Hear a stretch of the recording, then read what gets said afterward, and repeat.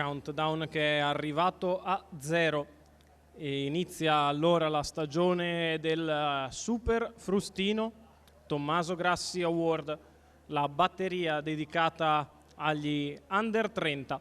Sono in 10 ai tanti driver a sfidarsi. Con il numero 1 in questa seconda corsa Casargo Rob, Crescenzo Maione, 2 Selin DNG Giulia Deschi, 3 Cartagena Pax Daniele Montanile, 4 Casablanca B Simone Mollo, 5 Clarissa Luis Emanuele Masoero, 6 Corcovado Tommaso Gambino, 7 Crinto Light Carmine Piscoglio, 8 Cocobella Giusy Savarese, 9 Carinissimo P Vincenzo Gallo, 10 Century Breed Francesco Di Stefano.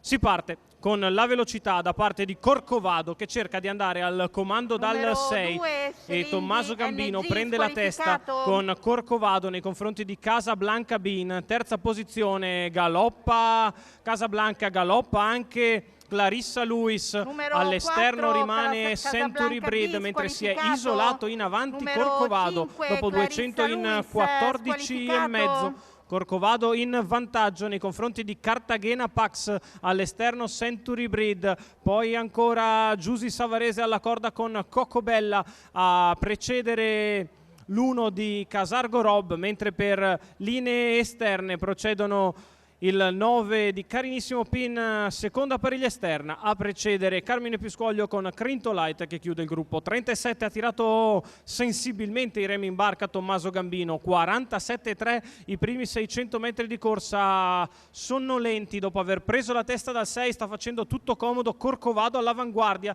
di fuori Century Breed, si mette in mezzo alla pista Crinto Light che cerca di rifare il gruppo via i tappi, anzi il cuffino al battistrada, che ha fatto in 1, 2, 7 i primi 800 metri. Cartagena Pax è seconda alla corda, precedendo sempre Cocobella. Century Breed che con coraggio si impegna al largo quando siamo vicini al chilometro, passato in questo momento in 1:18,4. Corcovado in vantaggio, tende a piantare un pochettino la grana, si impegna all'esterno invece Century Breed, in pariglia sempre Carinissimo P lungo la corda Cartagena Pax, si è ripreso dal primo momento di impasse Corcovado che ha fatto la dritta in line 15,7.